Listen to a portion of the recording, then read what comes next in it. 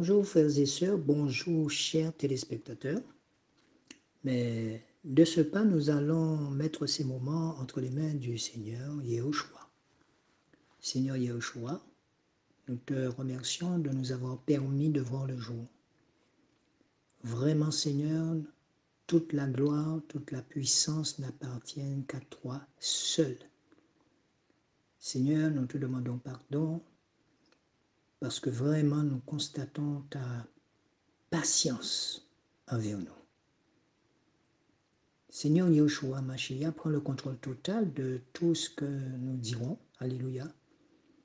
Et c'est comme des petits-enfants que nous nous installons devant toi. Nos cœurs sont disposés à t'écouter. Amen. Nous t'avons prié en ton saint nom. Amen. Aujourd'hui, frères et sœurs, le Seigneur nous a mis à cœur de parler de la cupidité de l'homme. De la cupidité.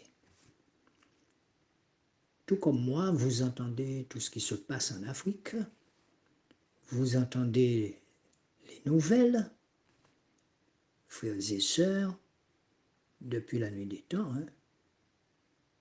L'homme, plus ou moins son cœur, n'a jamais pu faire face à cette cupidité s'il ne connaît pas personnellement Yehoshua.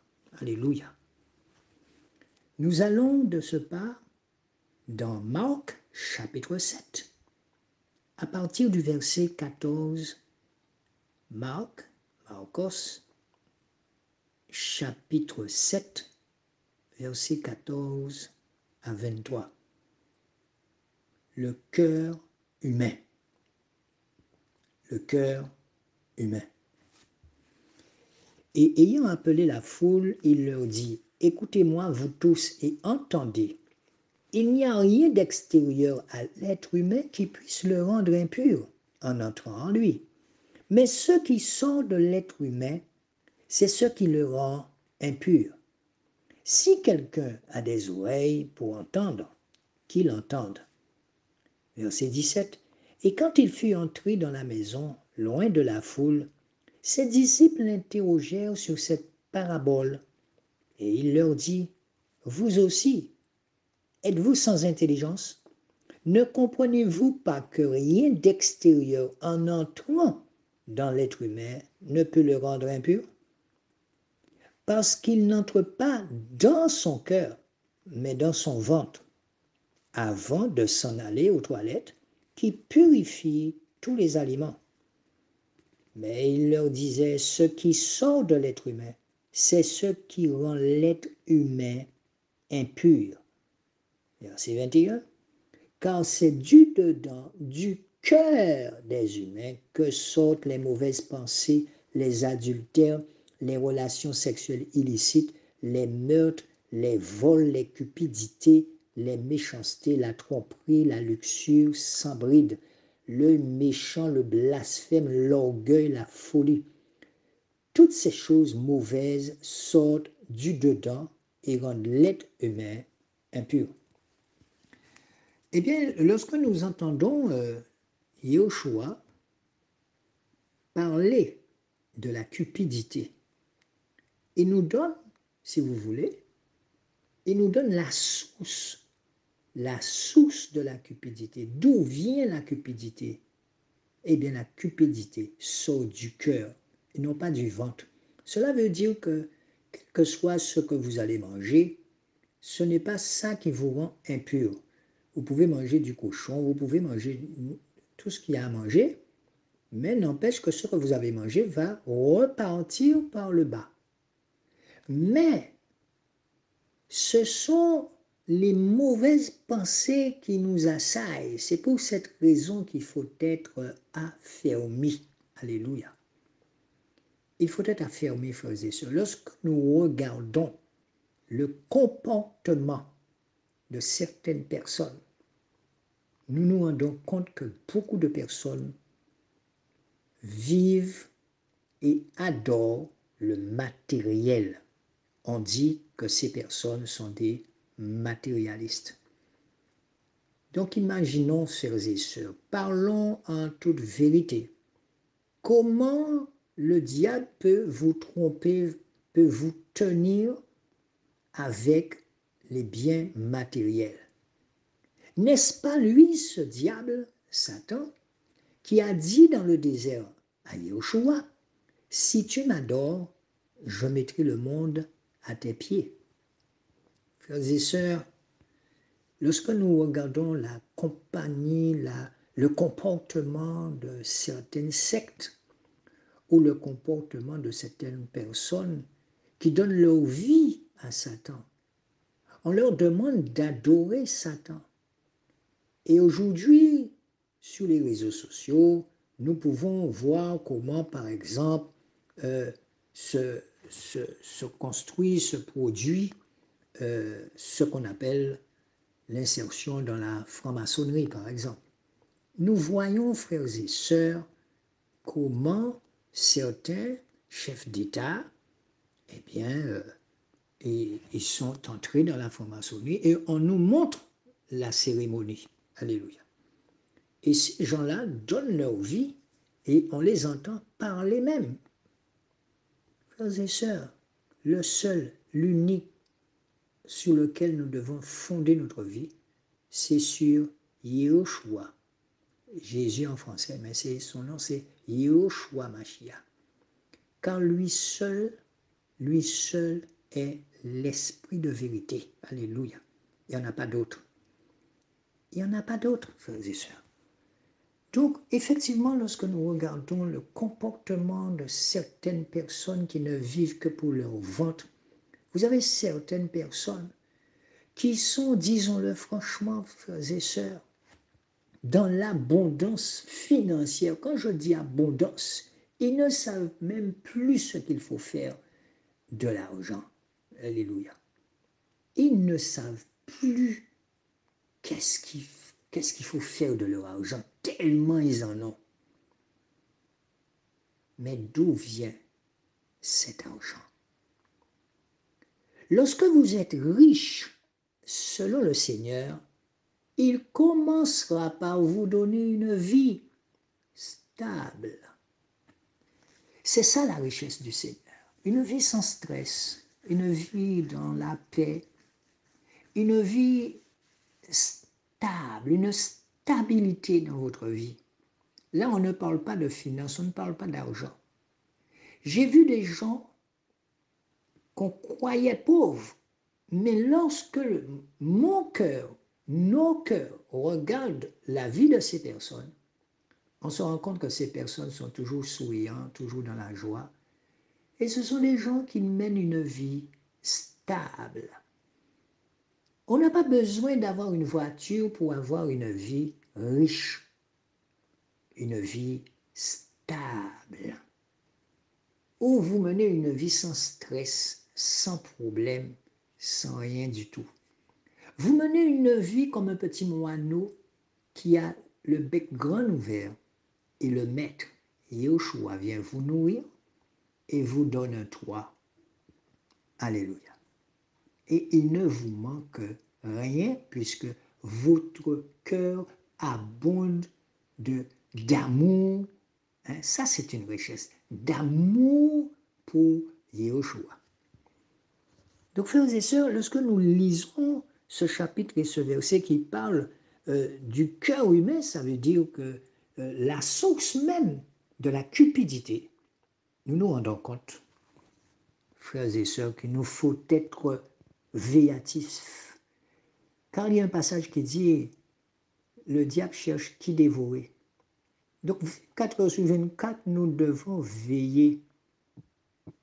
Et aussi veiller les uns sur les autres. Alléluia. Parce que vous constatez que lorsque nous lisons ce chapitre et ce verset, même les disciples de Yahushua lui posaient la question. Les disciples lui posaient la question, mais qu'est-ce qui fait que... Mais qu'est-ce qui fait les disciples interrogèrent sur cette parabole et leur dit, vous aussi êtes-vous sans intelligence? Parce que eux, les disciples qui étaient avec Jésus, il raisonnait beaucoup aussi. Hein. Vous savez, lorsque le Seigneur parle en parabole, ça veut dire que le niveau avec laquelle il parle, il savait que les disciples, humainement, ne pouvaient pas suivre. Donc, il avait entre ses mains une maternelle, mais plus qu'une maternelle. Il fallait qu'il soit patient. Mais ce n'était pas une patience humaine, c'était une patience céleste. Alléluia. Donc, si vous voulez, nous allons continuer, nous allons dans Luc, chapitre 12.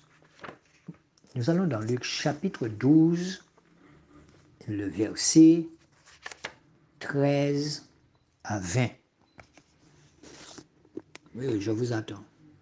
Nous allons dans Luc, chapitre 12, verset 13 à 20. Que dit ce chapitre et ces versets?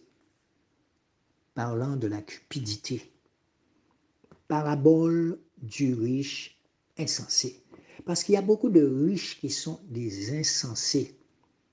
Vous êtes arrivés, vous êtes sortis dans le ventre de votre maman, sans tissu, sans rien du tout.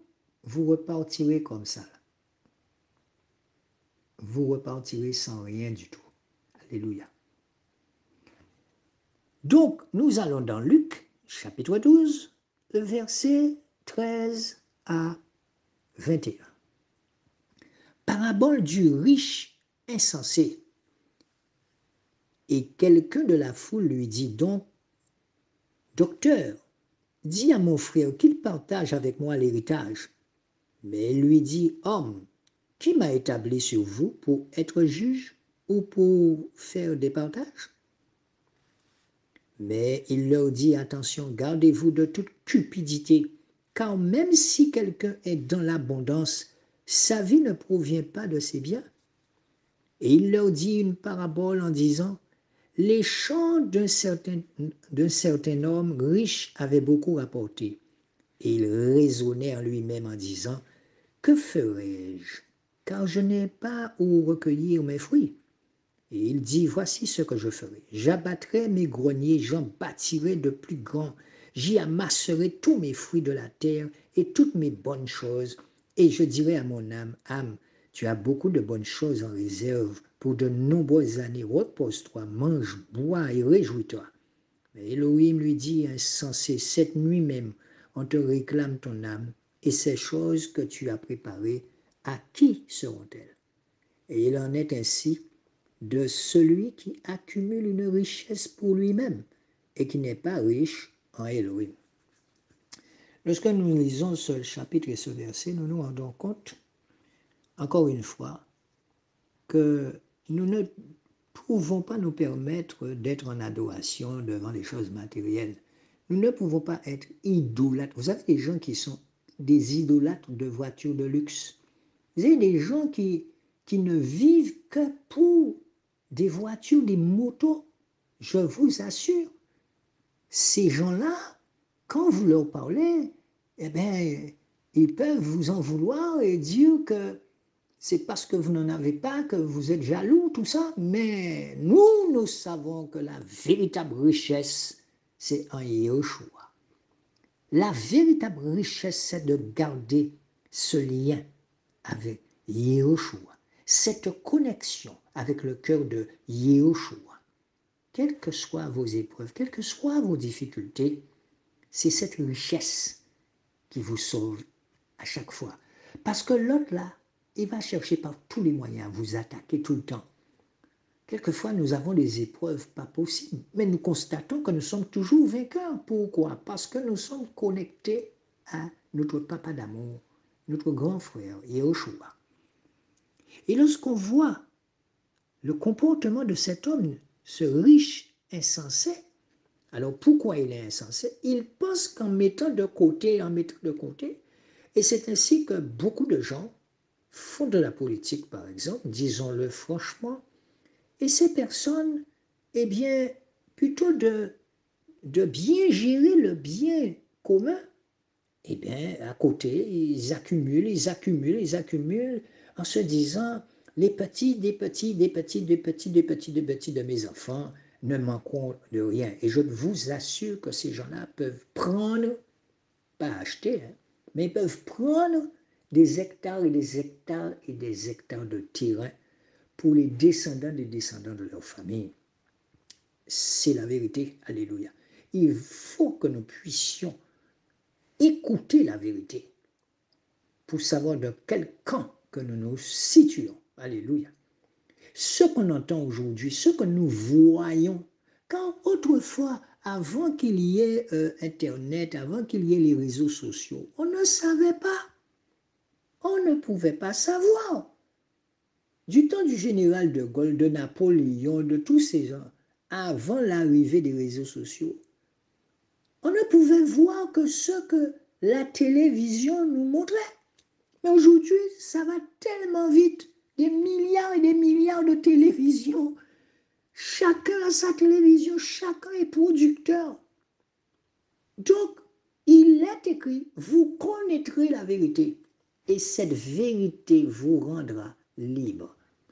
Et cette vérité aussi, il y a une version qui dit, cette vérité vous affranchira. Vous savez, il y a un petit proverbe qui dit, vous pouvez mener en bateau quelqu'un une fois. Vous pouvez mener en bateau quelqu'un 2 fois. Vous pouvez mener en bateau quelqu'un 3 fois. Mais vous ne pouvez pas mener quelqu'un en bateau éternellement. Vous savez, cette petite phrase, je l'avais entendue de la bouche d'un politicien.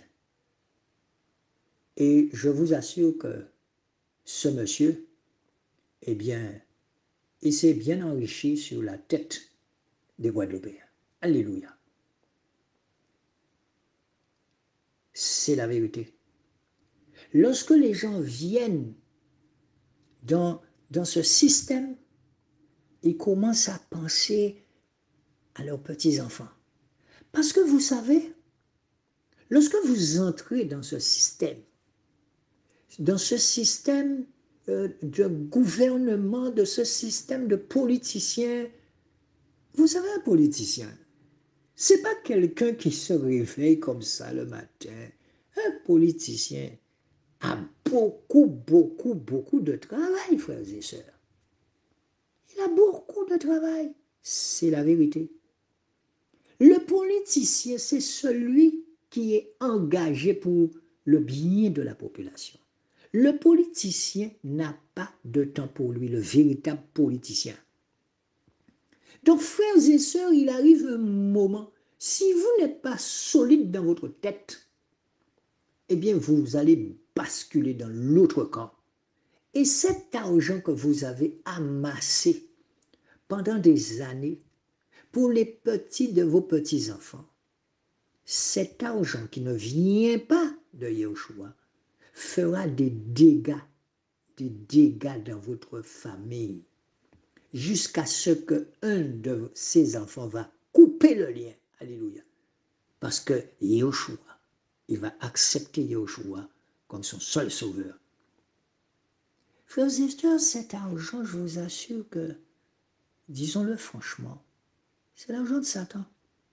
Si vous n'êtes pas un gestionnaire, un bon père de famille pour la population, vous êtes de l'autre côté. Vous pouvez faire ce que vous voulez, vous êtes de l'autre côté déjà. Car je sais de quoi je parle. Je sais de quoi je parle. J'ai côtoyé suffisamment ce milieu à distance. Et j'ai même eu des parents qui étaient dedans. Mais je vous assure que ces gens se sacrifient beaucoup parce qu'ils aiment le social. Ils aiment le social. Mais il arrive un moment où, eh bien, vous allez mettre votre main là où il ne faut pas. Je n'ai jamais dit que c'est facile. Mais en Yahushua, c'est facile. Et c'est la question que beaucoup d'entre nous nous posent. Est-ce qu'un politicien peut servir Dieu et maman? C'est une question qu'on se pose. Y a-t-il des politiciens qui peuvent rester droits dans leurs bottes jusqu'à la mort? C'est une question que nous posons. Si vous me demandez, est-ce que être un politicien, c'est un travail qui est difficile, je vous dirai pour certains oui, mais pour d'autres non. Lorsque vous avez l'amour de votre pays, ce n'est pas une tâche difficile, parce que vous devenez un militant. Et à un moment donné dans votre vie, vous allez devenir le militant de Jésus. Vous allez devenir le militant de Jésus et vous allez voir que sans argent, le Seigneur se sert de vous comme un instrument puissant. Frères et sœurs, à ce moment, vous savez que la cupidité peut être votre perte. Vous allez savoir que le côté matériel des choses n'a aucune importance pour vous. Tout ce qui vous importe, c'est de vous occuper honnêtement, en toute transparence, des affaires du Seigneur.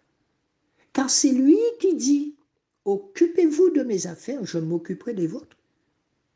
Mais lorsque vous n'avez pas la crainte du Seigneur, parce que l'autre, qu'est-ce qu'il vous dit? Si tu m'adores, je mettrai le monde à tes pieds.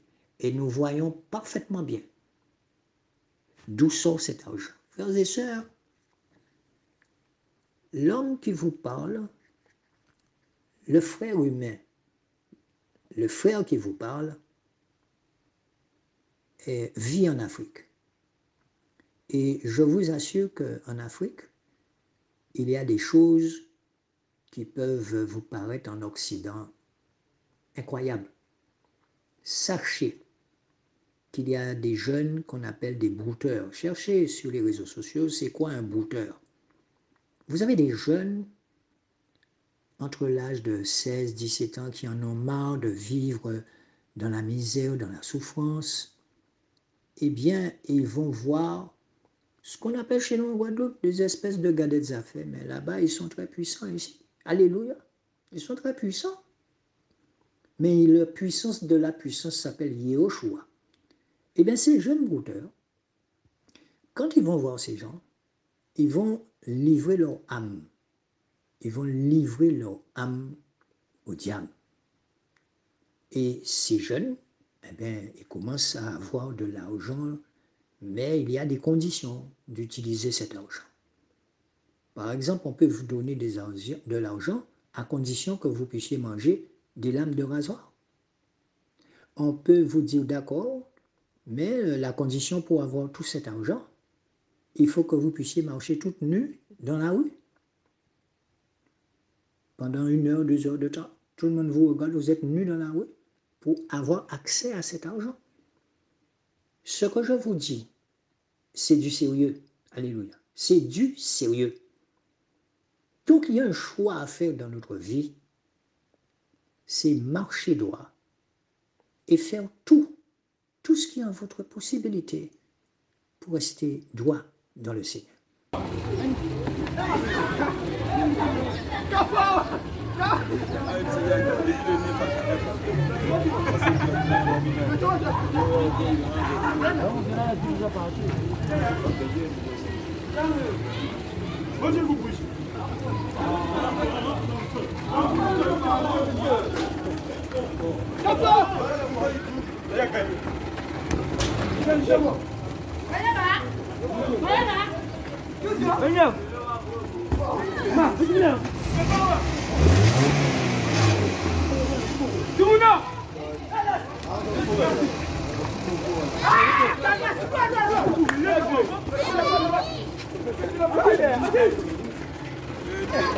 Caracas!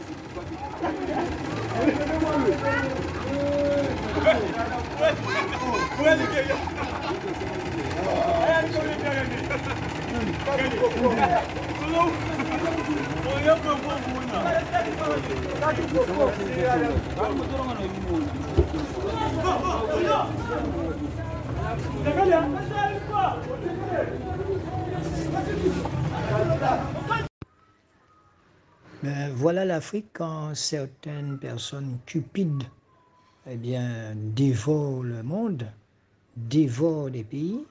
Et bien voilà des jeunes. Parmi eux, hein, il y en a qui ont 13 ans qui ne vont plus à l'école parce qu'ils n'ont pas d'autre choix. Ils n'ont pas d'autre choix. 13 ans, 14 ans, 15 ans, 16 ans. Eh bien, ils sont là. Et regardez bien, hein, ils sont nombreux. Là, il n'y a pas de sécurité sociale, il n'y a pas tout ça. Eh bien, sachez qu'un jeune, là, je suis chez mon garagiste, un jeune de 14 ans, 15 ans déjà, 13 ans, peut démonter un moteur. Parce que c'est la seule marque qui existe au Congo. Donc les jeunes sont dans la pratique là, ils sont très très très doués. En 1 heure de temps, ils démontent un moteur pour vous, connaissent toutes les pièces. Incroyable. Là, c'est la première fois que je viens les trouver en train de jouer au foot, parce que bon, ben, il n'y a pas de clients pour le moment. Donc voilà l'Afrique. Lorsqu'on dit que l'Afrique, les jeunes ne font rien, c'est faux. Vous avez de nombreux comme ça. Mais chaque fois, vous allez voir des jeunes marcher avec des linges remplis de graisse de voiture. C'est pour montrer qu'ils sont garagistes. Et je vous dis, je suis étonné, étonné. La journée d'un jeune comme ça, à peine, si on leur donne, s'ils vous demandent 4 ou 5 euros, c'est beaucoup, hein, et encore. Donc c'est vrai que chaque fois qu'ils nous voient, ils savent qu'ils vont être payés au nom de Yoshua. Donc ils viennent toujours sur nous, mais voilà, quand certains sont tranquilles, vont à l'école en voiture climatisée, eh bien, à partir de 13 ans, 12 ans, ils se rendent compte que sa mère ne peut plus nourrir les enfants, ben, il vient auprès d'un garagiste et il reste là. Et il peut rester là. Il y en a qui sont venus là depuis l'âge de 12 ans et aujourd'hui ils ont 40 ans, ils sont là. C'est incroyable. L'intelligence de ces gens-là, incroyable. Frères et sœurs, lorsque le Seigneur fait de vous un missionnaire, qu'est-ce qu'il dit? Il dit partez sans sac, sans bâton, sans chaussures, sans sandales. Ça veut dire qu'il s'occupera de vous. Il va vous donner un toit. Il va vous donner à manger. Lorsque vous vous retrouvez sans salaire et vous êtes dans un pays étranger et vous continuez à vivre, vous continuez à avoir ce qu'il vous faut pour votre famille, le si peu qu'on vous donne, vous vous rendez compte que vous êtes toujours en vie. Vos enfants, eh bien, vous les apprenez justement à être vraiment amoureux du Seigneur. C'est là que vous vous rendez compte qu'il y a une puissance. Il y a une puissance qui existe, mais il y a une autre puissance aussi qui vous observe et à la limite qui cherche même à vous tuer. Je sais de quoi je parle. Je répète, à vous tuer. Vous pouvez, dans une journée, échapper à la mort 3 fois. Et si cette voiture vous avait frappé, les gens auraient cru que, bon, ben, ce sont des choses qui arrivent. Mais de la manière dont les choses se font, le discernement que vous avez eu le temps d'avoir, vous vous rendez compte que si vous n'aviez pas Yeshua en vous, votre heure n'était pas arrivée. Lorsque vous vous retrouvez dans une falaise, vous glissez, vos 2 pieds sont dans une falaise, frères et sœurs, c'est parce que quelque part, vous n'avez pas eu accès à la cupidité que vous serez sauvés. Vos 2 pieds sont dans la falaise, vous regardez la falaise en bas. Et à ce moment précis, je le répète, un calme, une paix est en vous. Et vous dites au fond de vous, Seigneur Yeshua, tu n'as pas fini avec moi. Laisse-moi continuer ton œuvre. Et quand vous dites ça, vous voyez apparaître des racines que vous n'avez pas vues quand vous êtes venu là. Vous tenez les racines et vous remontez tranquillement. Je vous assure que lorsque vous arrivez là-haut, vous allez redescendre, vous mettre à genoux et dire, Seigneur, Comment est-ce que les hommes ne comprennent pas que tu es vivant? Parce que le Seigneur sait. Il sait que vous vous êtes engagé à finir son œuvre. Il le sait, il connaît votre cœur. Ce n'est pas une plaisanterie, frères et sœurs. Vous qui m'entendez là, je vous assure que lorsque vous servez Yeshua, vos épreuves deviendront de plus en plus grandes. Et c'est pour cette raison que beaucoup de personnes ont peur de s'engager avec le Seigneur. Parce que de l'autre côté, c'est plus facile. Vous ne voyez rien. Vous ne voyez rien. Mais comment expliquer ça à quelqu'un qui n'est pas dans cette tendance? Frères et sœurs, priez sans cesse. Priez sans cesse. Vous savez, vous avez des gens comme, je le dis toujours, des gens comme Médecins sans frontières, des gens qui vont sauver les gens dans la mer, tout ça. Mais ces personnes-là ils le font parce qu'ils sentent qu'il faut le faire. Sauver une vie humaine, c'est quelque chose d'important. Alléluia. Mais tant que vous n'êtes pas confronté à la chose, tant que vous n'êtes pas sur le terrain là, parce que si vous êtes quelqu'un de cupide, vous allez vous occuper de vos choses matérielles, de votre maison, de votre ménage, Vous savez, la cupidité, c'est que vos yeux sont voilés toujours. Quand vous êtes dans votre maison, vous n'avez jamais assez. Vous avez des gens qui changent de meubles tous les 3 mois, qui changent de voiture tous les 6 mois, tous les jours même. Des insatisfaits qu'on appelle ça. Mais qu'est-ce qui fait ça? Qu'est-ce qui peut vous rendre comme ça, instable et insatisfait? Jésus. La cupidité. Le regard est tourné sur son nombril. On ne pense qu'à soi. Et quand le Seigneur vient toucher un homme et l'envoie en Haïti, comme nous l'avons fait, c'est pour devenir un violent.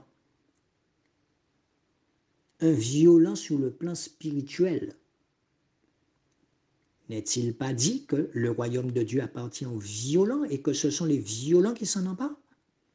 Cette violence d'amour en vous pour votre prochain fera de vous un guerrier bien armé, avec le casque du salut, avec la cuirasse de justice, la ceinture de vérité, le bouclier de la foi et les chaussures de zèle, et aussi l'épée à double tranchant qui représente la parole de Dieu.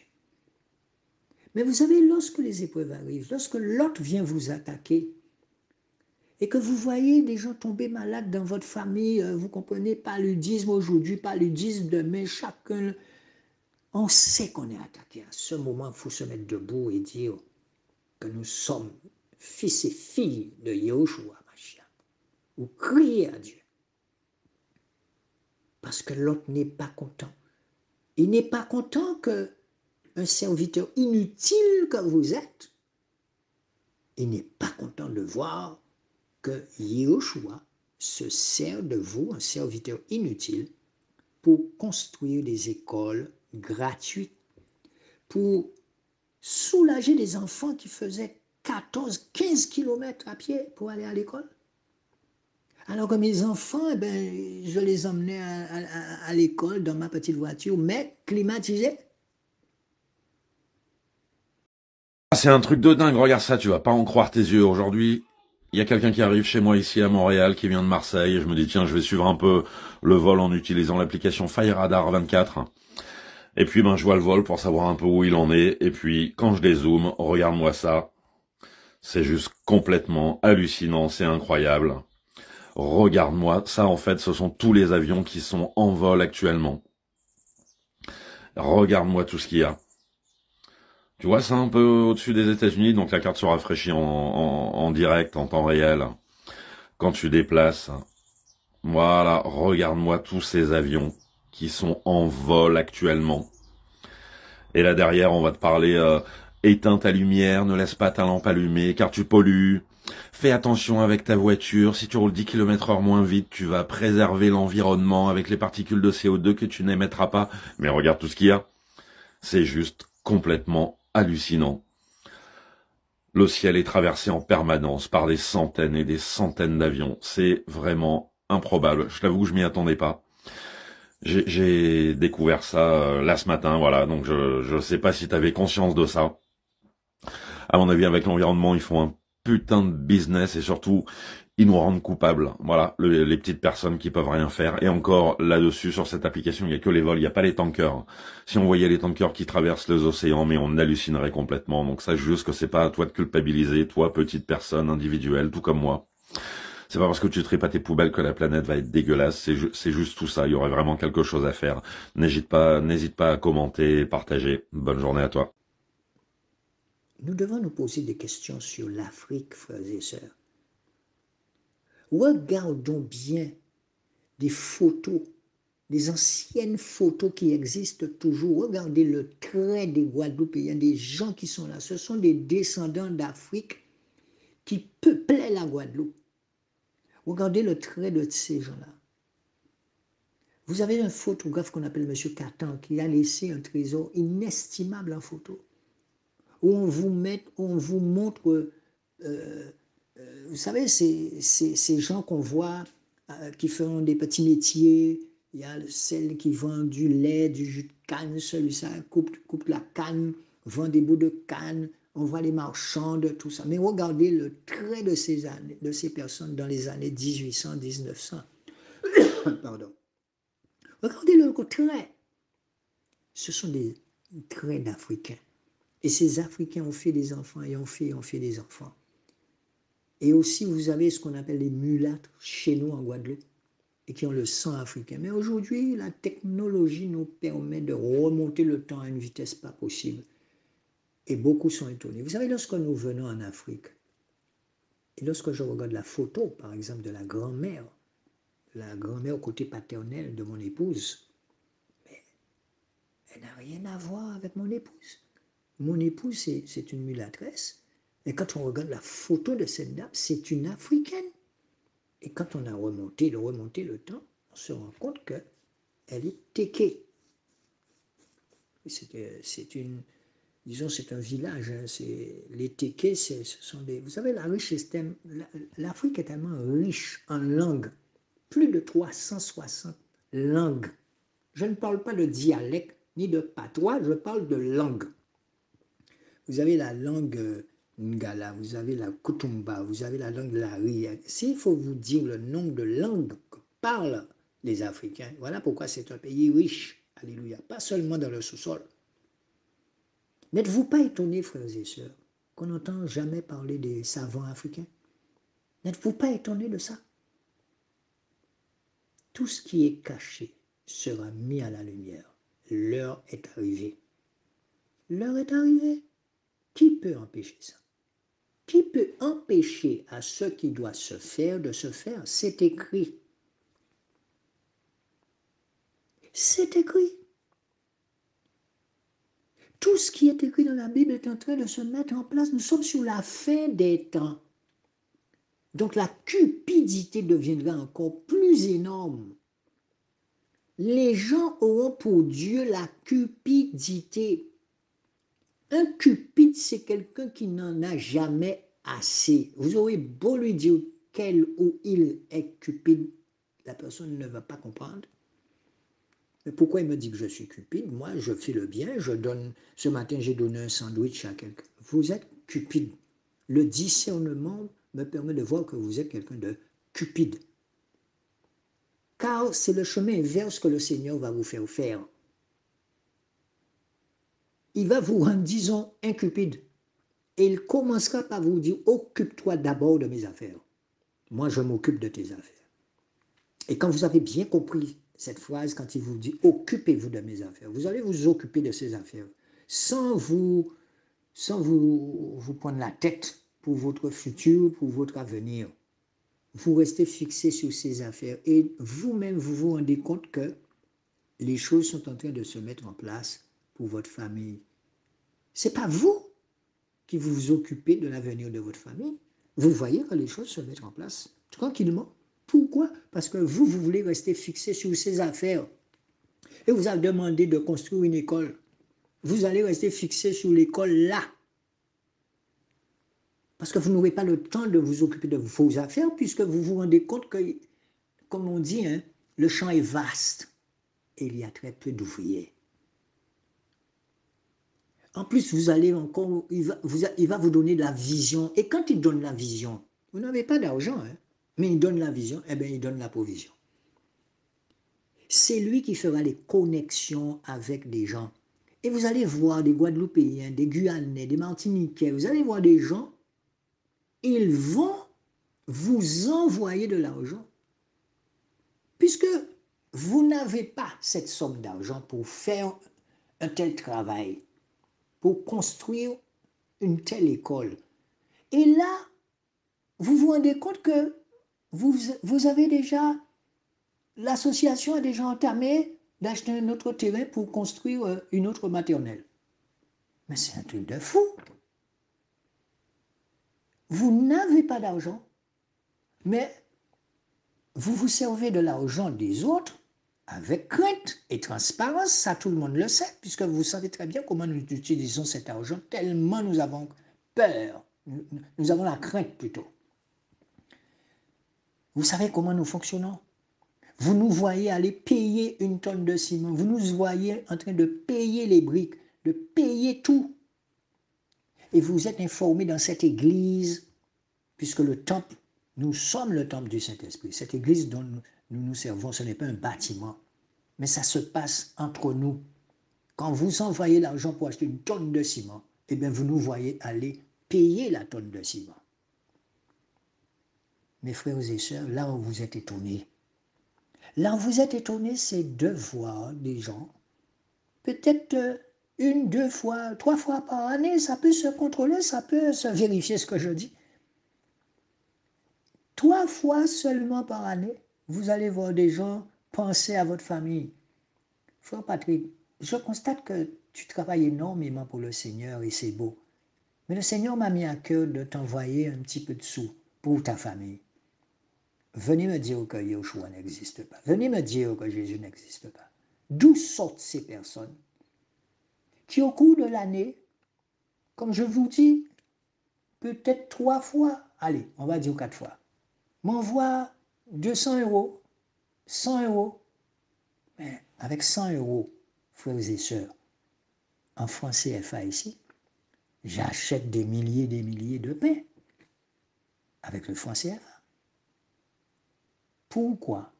Parce que je fais tout pour ne pas être dans la cupidité.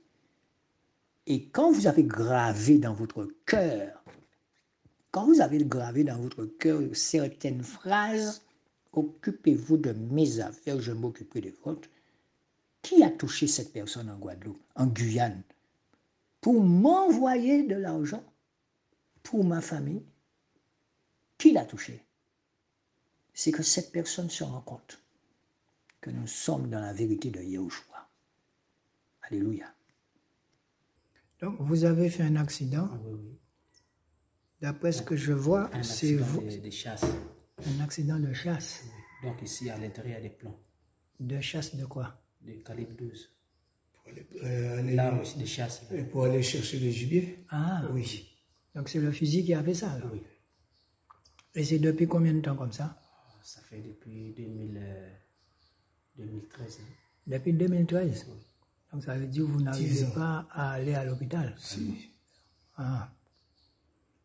Regardez, hein, chers Guadeloupéens, voilà quelqu'un, un père de famille, il a adopté un enfant et il n'arrive pas à payer depuis quand? 2013. Depuis 2013, Oui. votre bois est comme ça. Oui, l'opération. Il n'y a pas d'argent. Il n'y a pas d'argent. Et vous essayez de maintenir le bois avec du contreplaqué, des bonnes comme ça. Pour chercher quelque chose pour nourrir les enfants.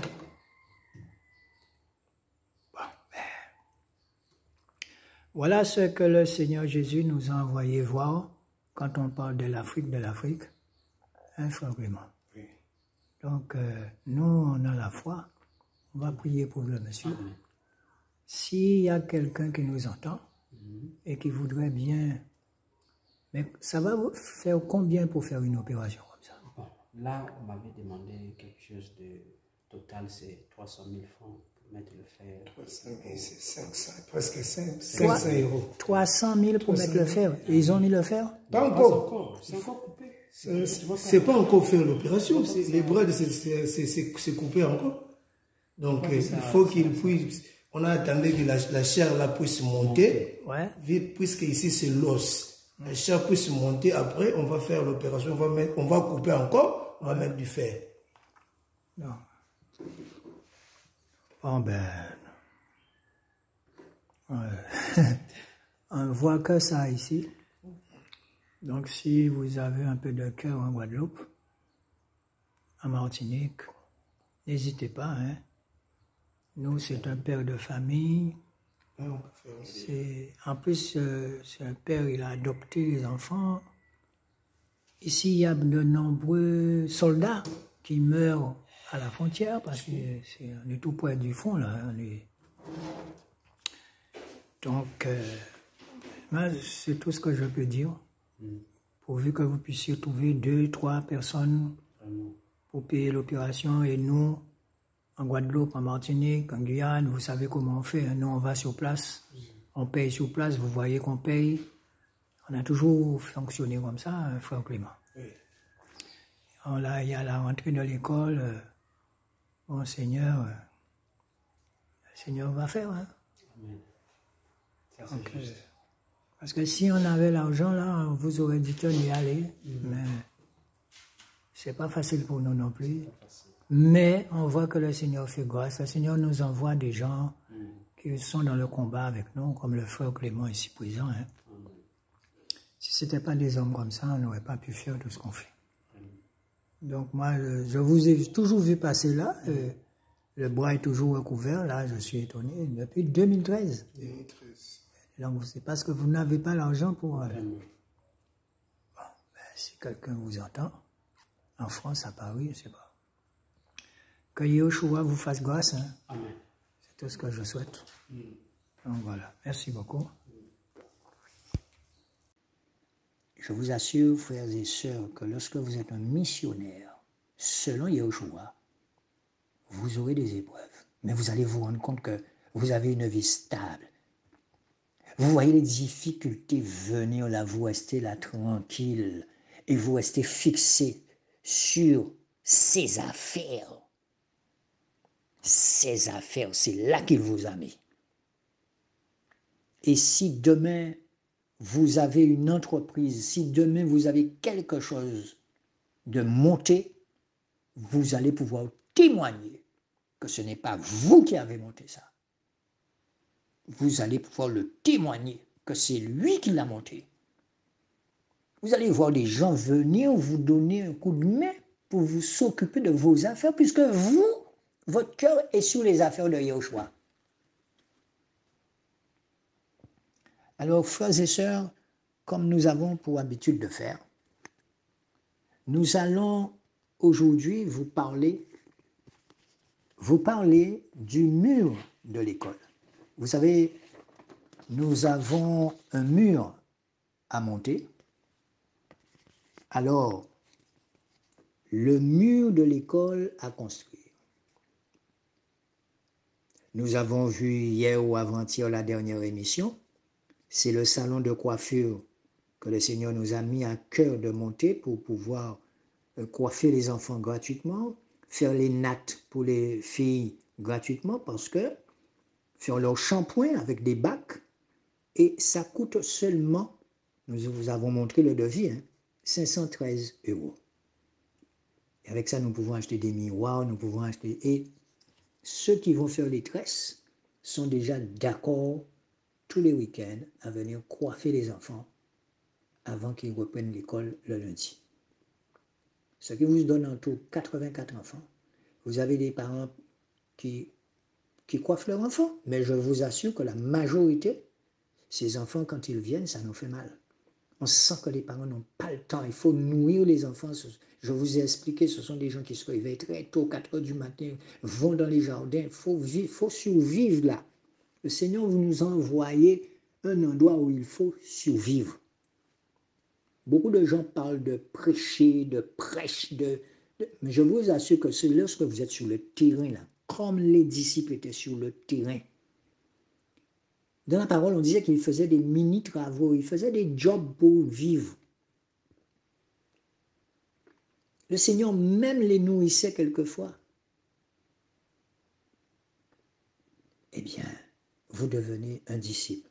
Un disciple qui doit apprendre à attendre sur le Seigneur. Je peux vous dire que quelquefois, l'attente, elle est ouf. Vous voyez le diable venir vous dire, ouais, ton Jésus, là, regarde, tes enfants n'ont même pas un pain à manger aujourd'hui. Et vous, qu'est-ce que vous allez? Ferme ta bouche, tu verras tout à l'heure.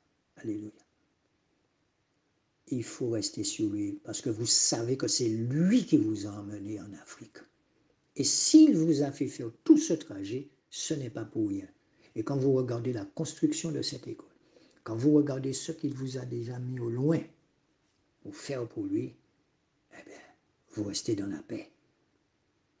C'est ça la foi. C'est ça la foi, c'est de ne pas douter.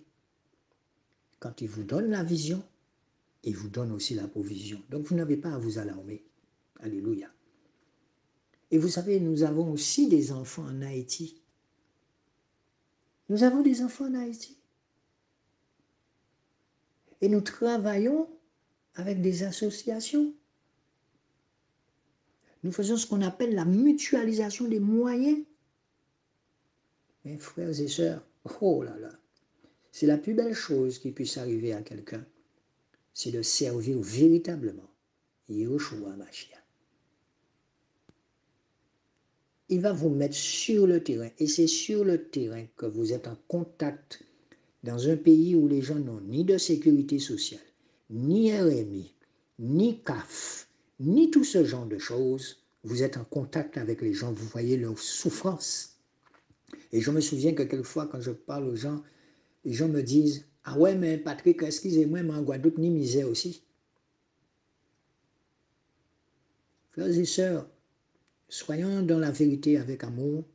Nous savons très bien que nous vivons sur le dos des Africains. La colonisation française nous a permis en Guadeloupe de vivre et c'est cette colonisation qui permet d'avoir autant de choses. Je vous parle dans un pays où je suis, où il n'y a ni sécurité sociale. Ça veut dire que quand vous allez à l'hôpital, si vous n'avez pas l'argent pour payer, vous restez aux urgences là et vous mourrez. C'est la vérité que je vous dis. Alléluia. Donc, quand on me parle de colonisation, il faut être dans la vérité. Il faut être dans la vérité, pourquoi? Parce que moi, je suis né dans les années 50. Frères et sœurs, la colonisation française a beaucoup aidé ma famille. Mais à cette période, on pouvait dire qu'on ne savait pas. Il n'y avait pas de télévision quand moi je suis né.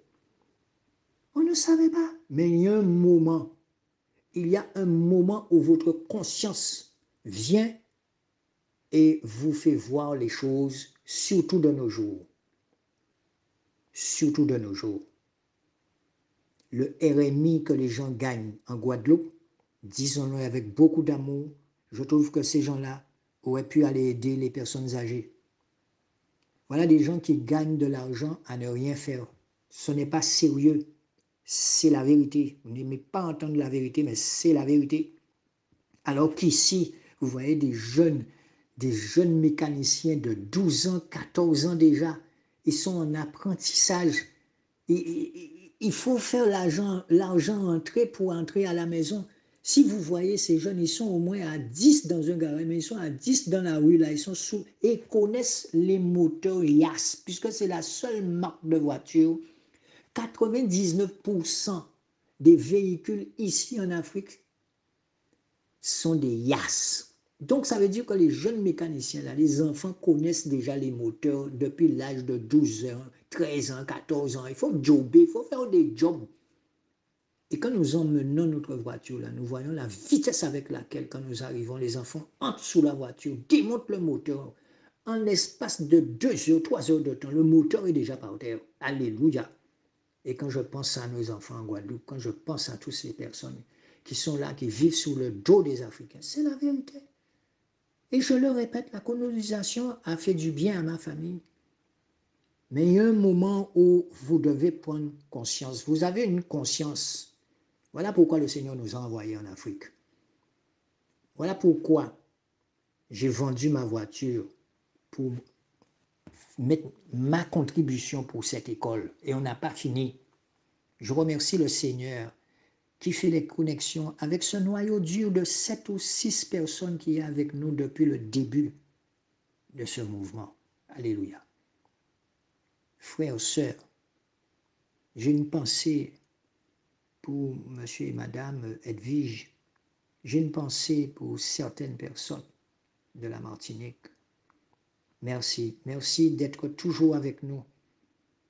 Merci parce qu'il n'est pas bon de s'exposer. Je peux vous dire qu'il n'est pas bon de s'exposer. S'exposer à la jalousie. C'est pour cette raison que nous vous tenons cachés, nous sommes cachés. C'est pour cette raison que beaucoup me disent, ouais, mais on aimerait voir ton visage. Non, je n'ai plus à cœur de montrer mon visage. C'est de Yeshua qu'il s'agit. Jésus. Beaucoup me disent, oui, mais c'était mieux à la télé, on te voyait. Mais le Seigneur est venu me dire, cache-toi en moi. Cache-toi. On appelle ça ne pas être exposé. Vous entendez ma voix, mais cherchez plutôt à entendre sa voix à travers le serviteur inutile que je suis, c'est mieux. Vraiment, je remercie ce petit noyau, Dominique, Eddy. Merci, Seigneur, d'avoir mis toutes ces personnes autour de nous depuis combien d'années et qui foncent dans l'œuvre du Seigneur, sans murmure surtout. La faiblesse des églises, Guadeloupe, Martinique, Guyane, ce sont les murmures. Le Seigneur dit dans sa parole qu'il n'habite pas dans des maisons, dans des églises faites de mains d'hommes. Donc si cette église n'est pas faite de mains d'hommes, c'est nous, le temple du Saint-Esprit. Donc c'est l'église, c'est lorsque nous nous réunissons. Ne dit-il pas dans sa parole que là où 2 ou 3 sont assemblés en mon nom, c'est ça l'église, je suis là. Et ça peut se vérifier lorsqu'on commence à chanter, lorsque quelqu'un commence à prophétiser, vous sentez la présence du Seigneur. Les gens sont à genoux. Frères et sœurs, vraiment, faites ce que vous pouvez pour le mur de l'école. Demandez au Seigneur de pouvoir encore aux besoins de ses affaires. Alors, le coût de la construction, là, il nous manque 1 900 € pour finir la clôture. C'était un devis qui faisait 3 000 et quelques. Là, il nous reste à avoir 1 900 €. Nous mettons notre foi afin de continuer. Demain, nous allons livrer les bancs en fer forgé que nous avons fait faire. Et le Seigneur a remis dans mon cœur ce côté bricoleur que j'avais, toute la partie menuiserie. Le Seigneur s'est servi de moi, d'un autre frère. Il faut savoir que mon père m'a enseigné la menuiserie. À l'époque, c'était le LEP du Lamentin. Mon père m'a fait classe. Il m'a enseigné la technique du bois. Donc, s'il m'a enseigné la technique du bois d'un point de vue humain, imaginez ce que le Seigneur, mon professeur maintenant, fait à travers moi. Alléluia. Vraiment, on ne contrôle plus rien. Tout ce qu'on a à faire, c'est de rester tranquille là. Et vous voyez la chose se faire devant vous. Amen. Eh bien, la prochaine émission, nous allons parler aussi des 2 bureaux que nous sommes en train de confectionner. Là aussi, il va nous manquer 140 €. Nous avons aussi besoin des gouttières pour récupérer l'eau de pluie. Tout l'entour de la toiture. Nous avons aussi à cœur de mettre une cuve en plastique. Vous savez, les cuves blanches là qui prennent de l'eau. Maintenant, nous allons nous concentrer sur le mur de l'école. Donc, pour ceux qui savent comment ça se passe déjà, vous faites votre virement sur Internet, sur le site du groupe. Avançons, avançons sans murmure. Et c'est pour cette raison que cette Église a le succès qu'il a. Parce que c'est l'Église de Yahushua. Et lorsque vous voyez, cette année, nous passons de 42 à 84 enfants. Est-ce que nous avons peur? Non. C'est l'école de Yahushua. Il va faire ce qu'il y a à faire. Alléluia. Donc, concentrons-nous sur le salon de coiffure. Ensuite, nous allons nous concentrer sur le mur de l'école qui reste à construire. Il y a 2 bureaux à acheter puisque nous livrons les 3 dernières salles qui étaient vides. La construction d'un bureau pour le directeur et le personnel administratif. Donc aussi, si vous voulez parrainer le jeune Harry, c'est un garçon qui avait déjà laissé tomber les études parce que ses parents ne pouvaient pas du tout, ne pouvaient pas. Et nous avons mis à cœur, le Seigneur nous a mis à cœur de le prendre en main parce que c'est lui qui va s'occuper de lui. Donc le frère Harry, il fait des études en électricité. Et tous les mois, il nous faut trouver 90 €. Ce n'est pas facile, mais il est tellement motivé. 90 € tous les mois parce qu'il faut qu'il paye son studio. Son studio coûte, je crois, 15 ou 20 €. Il lui faut par semaine, disons, disons 20 €, ou je parle en euros, mais disons en francs CFA, ça vous donne 5000 francs CFA par semaine. Donc je ne suis pas très fort pour calculer francs CFA, francs info, mais en tout cas, lorsque vous nous envoyez 10 €, c'est comme si l'argent est doublé en francs CFA. Donc pour son école, il faut compter au moins 80 € par mois. Donc c'est dans une école privée qu'il est et il a vraiment envie de réussir. On ne peut pas empêcher à ce garçon d'atteindre ses objectifs. Il a donné sa vie au Seigneur, il s'est baptisé depuis longtemps, il prie. Donc nous avons aussi beaucoup d'orphelins, beaucoup d'orphelines, on vous a déjà montré. Là aussi, un orphelin, une orpheline, il faut compter 25 €. 25 € pour un orphelin, pour que cet enfant puisse mener une vie au moins convenable. 25 € par mois. Parce que lorsque nous sommes sur place et que nous voyons les difficultés, la détresse même de certaines femmes, vous avez des gens qui, c'est tellement difficile pour eux, les gens sont déphasés, mais quand je parle de déphasage, on sent que la personne perd sa tête. Vous avez des grands-mères qui se sont retrouvées avec les enfants parce que le papa et la maman sont décédés. On voit des grands-mères avec des enfants en bas âge, en ville, à côté de l'école. Vous avez des enfants qui ne sont pas scolarisés parce que les parents ne peuvent pas payer les écoles privées. Alléluia. C'est pour cette raison que nous sommes gratuits par le nom puissant de Yahushua Mashiach. Alléluia. Donc, frères et sœurs, continuons l'œuvre. Continuons l'œuvre. Et puis, nous vous disons à dimanche prochain ou à demain, selon que le Seigneur nous conduit. Mais n'oublions pas, frères et sœurs, n'oublions pas la cupidité. Essayons de voir si nous ne sommes pas dans la cupidité sans que nous en rendons compte. Nous vous aimons, mais nous vous aimons vraiment de l'amour de Yahushua. Merci encore.